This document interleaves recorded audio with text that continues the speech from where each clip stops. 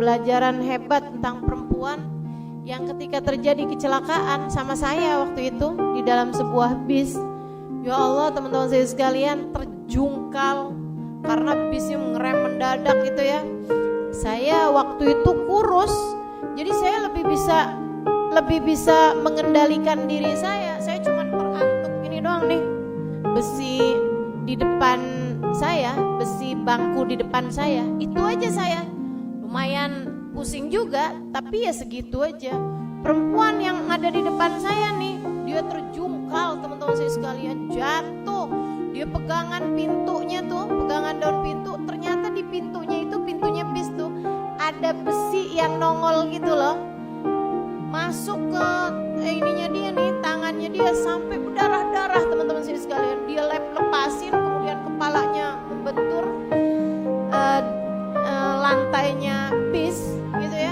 Sampai ketika bis benar-benar terhenti, dia persis ada di samping saya dalam keadaan banyak darah-darah di badan dia karena luka di tangan. Dan saya gak bisa bayangin kayak apa sakitnya badannya, kayak apa pusingnya kepalanya, kayak apa pegel-pegelnya badannya karena banyak mendapatkan guncangan-guncangan di bis tadi itu ya.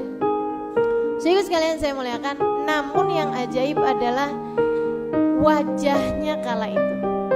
Jadi begitu berhenti mobilnya itu, beliau senyum sambil bilang alhamdulillah, alhamdulillah, alhamdulillah. Kayak seneng banget gitu. Saya heran lihatnya, ya ampun, ini jangan-jangan ada sarafnya yang kena nih. Karena sakit kayak begitu kan biasanya muka orang kan meringis, kan begitu ya? Muka orang biasanya nahanin sakit. Saya udah biasa lihat itu gitu kan. Ini enggak, senyumnya lebar banget dan kelihatan kayak yang senengnya tuh luar biasa gitu. Saya kemudian nanya sama dia, gimana kabarmu? Alhamdulillah, Rabbuna Karim. Dia bilang, Tuhan kita baik banget ya. Lah, iya Tuhan kita baik banget bener. Tapi biasanya tuh orang ngomong kayak gitu kalau lagi dapat sebuah hadiah karunia yang besar gitu. Kalau udah habis dapat kenikmatan apa gitu ya, terutamanya secara duniawi, saya sering dengar orang kemudian ngomong begitu. Tapi yang habis terpontang-panting di dalam sebuah bis, yang habis tangannya luka, yang dalam keadaan badannya memar-memar, dia kemudian bilang Rabbuna Karim, Tuhan kita baik banget ya. Kaget saya. Saya bilang kenapa gitu? Saya sambil berusaha memperdirikan dia gitu ya, sambil saya pegangan ini bangku-bangku gitu, takut sayanya yang ikutan ke bawah. Saya tanya, kenapa bisa begitu? Saya bilang, kenapa bisa kamu bilang Tuhan kita baik gitu? Dia bilang, nak, kamu gak dengar hadisnya Nabi? Innallaha idza ahabba abdan ibtala. Allah tuh nak, kalau lagi cinta sama seorang hamba, dia menguji hamba tersebut. Kita nih lagi dapat ujian karena Allah cinta sama kita. Alhamdulillah, makasih ya Allah, makasih ya Allah. Dia lihat Allah dalam semuanya. Dalam sakitnya dia lihat Allah, dalam miskinnya dia lihat Allah, dalam tangisnya dia lihat Allah.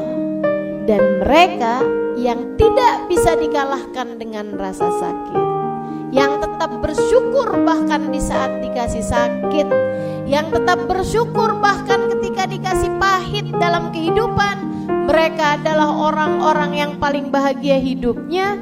Sebab mereka yang bisa berterima kasih di saat sakit dan di saat pahit, tentu lebih bisa lagi berterima kasih di saat dikasih sesuatu yang manis dalam kehidupan dan di saat diberi karunia-karunia yang indah dalam hidup ini.